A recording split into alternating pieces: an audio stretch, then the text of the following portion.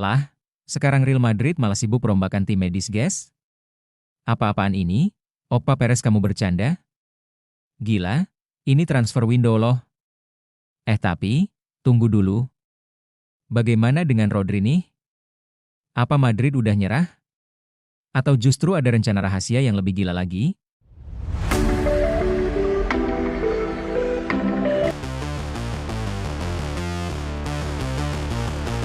Jadi gini bro, setiap tahunnya, kalender sepak bola klub-klub top Eropa makin padat. Gak cukup cuma taktik jenius atau skill di lapangan, sekarang butuh mental baja, stamina, kebugaran fisik, dan skuad yang dalam banget kawan. Dan sebenarnya Madrid udah adaptasi lumayan oke soal itu. Tapi, musim lalu guys, bagian kebugaran malah jadi mimpi buruk. Cedera datang silih berganti, bikin Ancelotti pusing karena opsi pemain makin menipis. Apalagi di posisi back tengah sama fullback, wah itu parah bro. Ancelotti sampai angkat tangan, minta kedalaman, tapi ya percuma kalau tim medisnya nggak bisa ngimbangin intensitas musim. Nah, di sini Perez nggak mau blunder 2 kali. Menurut Alberto Pereiro dari Onda Cero, Madrid langsung ambil langkah radikal, bukan tambal sulam lagi. Mereka bongkar total departemen medis, kebanyakan staf lama udah dilepas, diganti fisioterapis-fisioterapis baru yang udah punya jam terbang di klub kayak Barcelona, Real Betis, Granada, sampai Malaga. Gokil, Perez nyari ide segar dari orang-orang yang ngerti cara recovery pemain di level top. Fokusnya jelas bro, Madrid pengen musim depan bisa minimalisir cedera seefisien mungkin. Karena dalam jangka panjang, menjaga kebugaran pemain itu lebih penting daripada sekedar beli bintang baru tapi bolak-balik cedera. Tim medis baru ini bakal pegang kendali buat ngatur kebugaran secara keseluruhan, dan memastikan proses recovery pemain berlangsung lebih cepat. Apalagi musim depan ada sorotan ke nama-nama yang rentan cedera bro, kayak David Alaba, Militao, Mendy, dan juga Jude Bellingham yang baru operasi. Perez nggak mau ambil resiko. Dengan manajer baru dan metode latihan yang dirombak, Perez berharap cederanya nggak separah musim kemarin. Tapi ya, ini bukan cuma itu bro. Nanti kita akan membahas hal yang lebih gila, karena langkah Perez ini bukan sekedar buat ngamanin musim depan.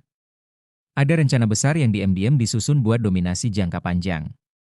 Rencana yang kalau berhasil, bisa bikin Real Madrid mendominasi Eropa 5 tahun ke depan. Dan disinilah gosip Rodri muncul kawan.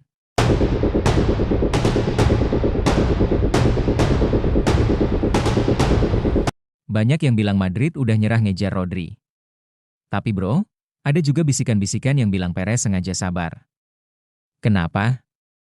Karena Perez mau Madrid punya pondasi fisik yang sempurna dulu. Nggak mau ngulang kesalahan beli pemain mahal tapi malah absen panjang. Jadi langkah perombakan tim medis ini bisa jadi semacam gerbang awal sebelum Perez ngeluarin langkah transfer besar.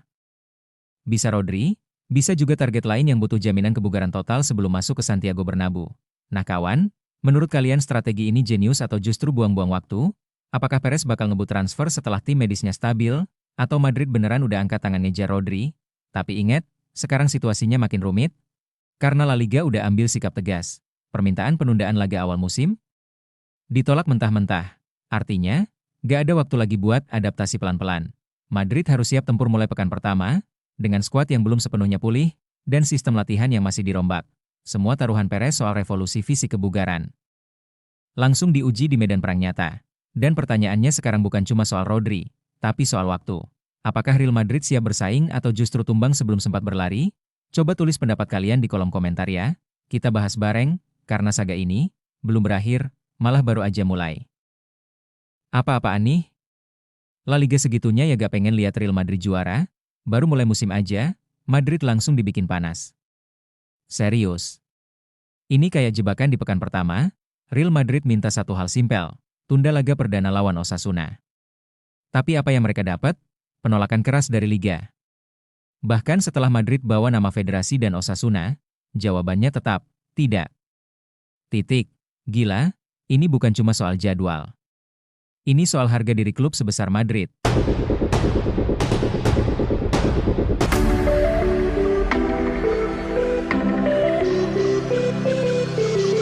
Jadi gini ceritanya bro, Real Madrid baru aja beres ikut Piala Dunia antar klub 2025, kalah dari PSG di semifinal, main sampai tanggal 14 Juli.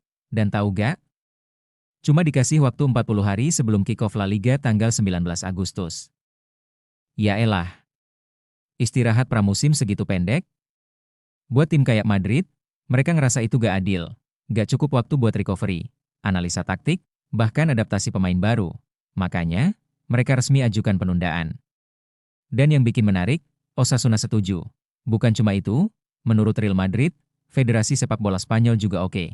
Jadi secara logika, harusnya bisa kan? Ternyata nggak semudah itu, bro. Madrid ngelakuin ini bukan asal-asalan. Mereka kasih data, jadwal pemulihan fisik, dan beban pasca turnamen. Bahkan beberapa pemain baru belum ikut latihan penuh. Lo bayangin tuh, pemain baru langsung dipaksa tanding di laga pembuka. Ini bukan cuma soal capek. Ini bisa jadi risiko cedera. Dan dalam sepak bola modern, satu cedera bisa ngubah peta musim. Apalagi kita tahu. Di musim 2025-2026 ini, Madrid bawa ambisi besar. Ada wajah baru di bench, Xabi Alonso, ex-gelandang yang sekarang dipercaya gantiin Ancelotti. Ini momen penting buat dia. Tapi ya, semua jadi gak ideal gara-gara keputusan satu arah dari otoritas Liga. Yang lebih bikin aneh lagi, media Spanyol gak banyak ngebahas ini. Seolah-olah semua baik-baik aja, padahal di balik layar, Madrid lagi kesel banget, dan fans juga mulai curiga. Ada apa nih sebenarnya?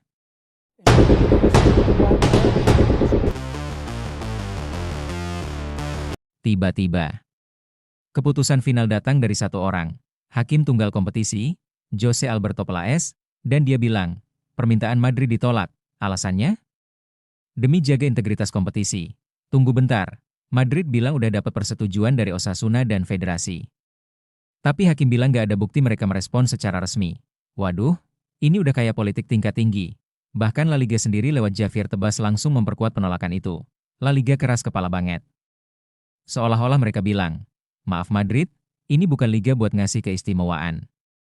Tapi, apa benar ini semua soal integritas? Atau ada sesuatu yang lebih besar di balik layar? Apakah ini bentuk perlawanan tersembunyi La Liga terhadap dominasi Real Madrid? Atau, La Liga punya agenda lain musim ini? Satu hal yang pasti, Real Madrid gak akan tinggal diam. Mereka bakal mulai musim dalam tekanan besar. Bayangin, tanpa persiapan matang, harus langsung melawan tim La Liga yang udah siap tempur penuh. Dan kalau mereka sampai tergelincir di awal musim, fans bakal langsung teriak. Ini salah siapa? Manajemen? Atau sistem yang emang gak adil? Satu pertandingan bisa nentuin ritme satu musim penuh.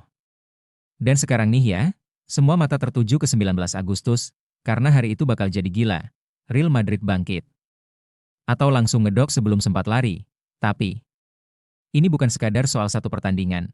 Bro, tidak. Ini lebih dalam dari itu.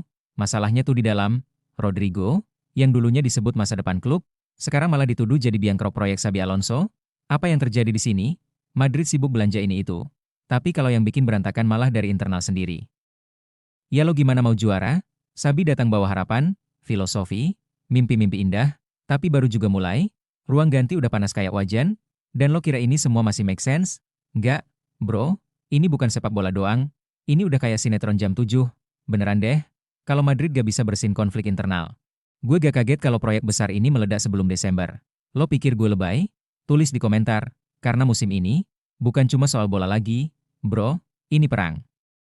Dingin di balik jersey putih. Baiklah, itu saja pembahasan kita kali ini.